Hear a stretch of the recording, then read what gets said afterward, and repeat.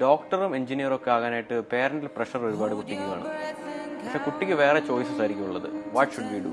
Parent decide ചെയ്യുകയാണ് കുട്ടി ആരാകണം. ഇതൊരു വളരെ ഇൻഹ്യൂമൻ ആണ്. ശരിക്കും പറഞ്ഞു കഴിഞ്ഞാൽ പേരന്റ് ചെയ്യേണ്ടത് അയാളുടെ ടാലന്റ് എന്താണ്. ഡോക്ടറെ കഴിഞ്ഞൊക്കെ നല്ല പ്രൊഫൈലുള്ള എത്രയോ മ്യൂസീഷ്യൻസ് ഉണ്ട്, എത്രയോ നല്ല ബിസിനസ് ചെയ്യുന്നവരുണ്ട്. അപ്പൊ ഇങ്ങനെയൊക്കെ ഉള്ളതുകൊണ്ട് പേരന്റ്സ് തന്നെ മനസ്സിലാക്കണം. അതുകൊണ്ട് ഇപ്പോഴത്തെ ചെറുപ്പക്കാർ വളരെ സീസൺഡ് ആണ്. പേരന്റ് പറഞ്ഞാലൊന്നും അവരത് സമ്മതിക്കത്തില്ല. എനിക്കറിയാവുന്ന ഒത്തിരി കുട്ടികളുണ്ട്. എനിക്ക് ബിസിനസ് പേഴ്സൺ ആയാൽ അല്ലെ എനിക്ക് എയറോസ്പേസ് എഞ്ചിനീയർ ആണ്.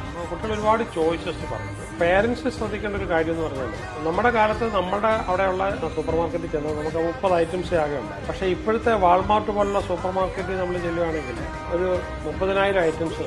അപ്പൊ അതിലേതാണോ കുട്ടിക്ക് തിരഞ്ഞെടുക്കുക എന്ന് പറഞ്ഞതുപോലെ ലോകം ഇന്റഗ്രേറ്റ് ചെയ്ത് ഒന്നായതോടുകൂടി ലോകത്തിൽ ഒരുപാട് ചാൻസസ്.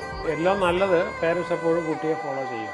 പേരന്റ്സ് കൊണ്ട് വിട്ടാലും കുട്ടികൾ അവിടെ നിൽക്കത്തില്ല. ഒരേ കാശ് കളയാന്നുള്ളത് ഒരു കോൺഫ്ലിക്റ്റ് കഴിഞ്ഞ് അവസാനം കുട്ടി പറയുന്നിടത്തേ പോകും.